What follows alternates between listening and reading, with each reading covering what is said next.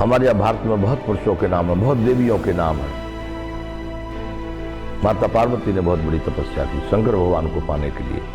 विश्वामित्र ने बहुत बड़ी तपस्या की ब्रह्म ऋषि की पदवी पाने के लिए।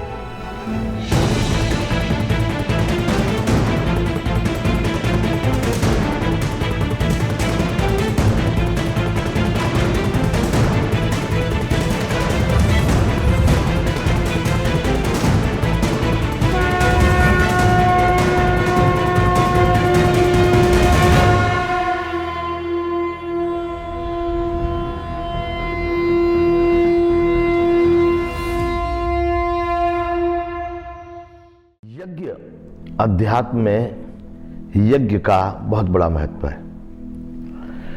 ये सभी खंड खंड करके हम क्यों सुना रहे हैं आपको कि अध्यात्म को पाना, विद्याओं में सबसे उत्तम विद्या, सबसे उच्च कोटि की विद्या वो अध्यात्म कहा गया है।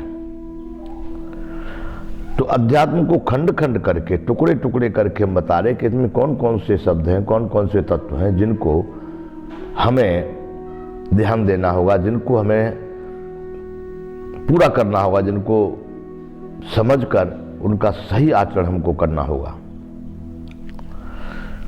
तो उसमें एक शब्द है यज्ञ। अभी हम ज्ञान के विषय में आपको बताए। ज्ञान यानी आत्मा और परमात्मा के संयोग की जानकारी, उसका विधि विधान, उसका संविधान। वैसे ही यज्ञ, अब यज्ञ जो है एक ऐसा शब्द है जो हमारे शास्त्रों में, वेदों में, पुराणों में सब जगह पर इसका उल्लेख है। अब यज्ञ कहते किसे हैं?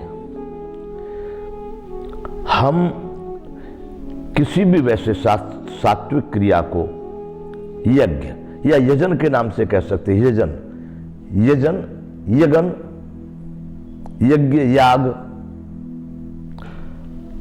तो वो यज्ञ क्या? परोपकार के लिए, परमार्थ की प्राप्ति के लिए सात्विक विधि से किए हुए किसी भी कार्य को हम, किसी भी पुरुषार्थ को हम यज्ञ की संज्ञा दे सकते हैं, जिसमें परोपकार और परमार्थ समाहित हों। यज्ञ हमारे यहाँ भारत में अधिकांश है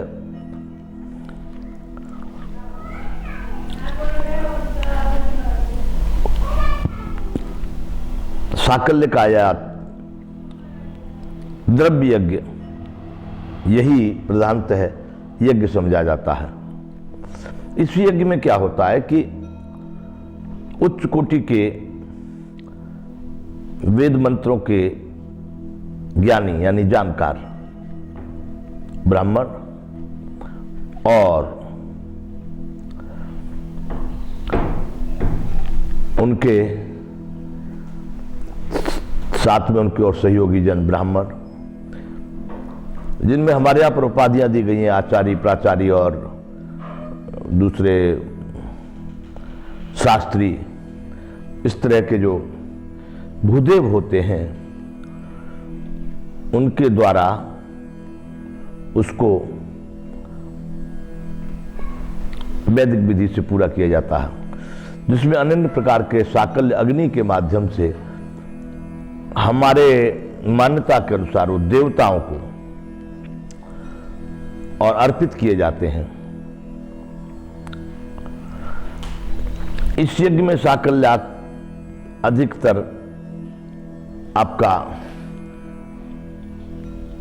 तिल और चावल, जौ,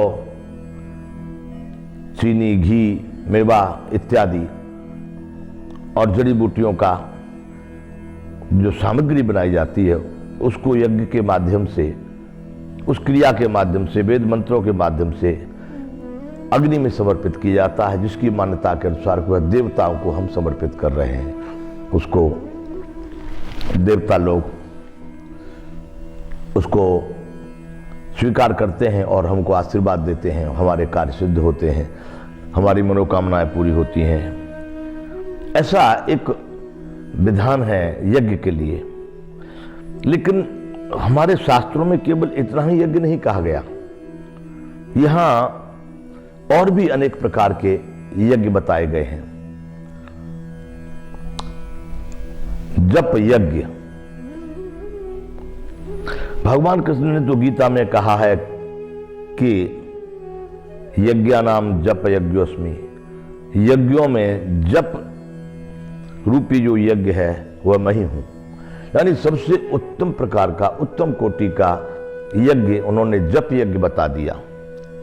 अब जप यज्ञ क्या है कि हम किसी भी अपने ध्येय को, परमात्मा ही हमारा ध्येय है, लक्ष्य है, हम उसको हर समय अंतःकरण में बगैर जीभ हिलाए, बगैर होठ हिलाए निरंतर उसका हम वहां पर चिंतन करते हैं, उसका स्मरण करते हैं।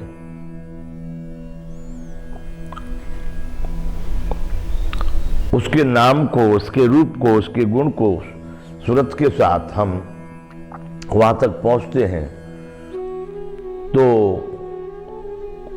उसको जप यज्ञ का नाम दिया गया है। जप का मतलब है निरंतर किसी एक ही प्रक्रिया को दोहराते रहना।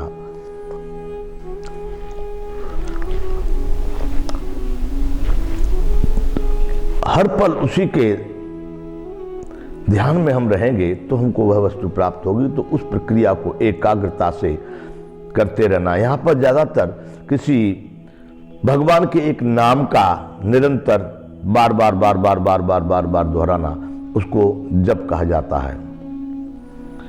तो उसको भी एक यज्ञ का ही नाम दिया गया है। दूसरा तप यज्ञ। अब तप यज्ञ क्या है? तप का मतलब होता है, तपस्या हमारे भारत में बड़ी महत्वपूर्ण एक शक्ति है, जिसके माध्यम से लोगों ने किसी भी कार्य को सुलभ किया है, प्राप्त किया है। वह तप क्या है? तपस्या क्या चीज होती है? तप क्या होता है? तप का मतलब है साधना। निरंतर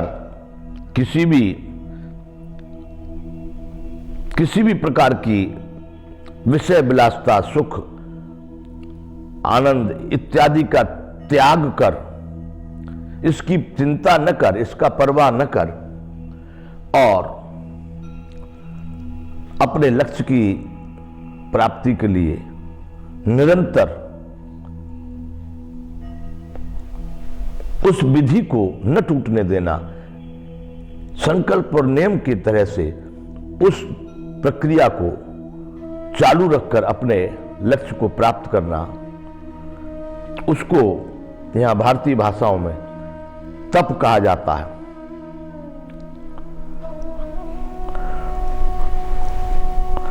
तो तप पहले हमारे यहां बहुत सारे ऋषि मुनि हुए जिन्होंने भारी साधनाएं की, भारी तपस्याएं की। मैं तपस्या और साधना को एक ही मानता हूं।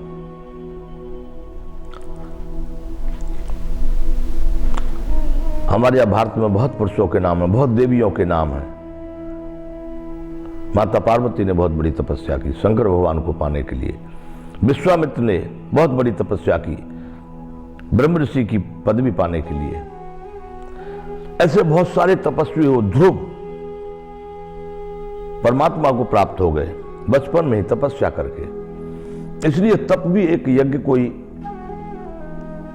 कहा गया है, तप रूपी यज्ञ भी कहा गया है।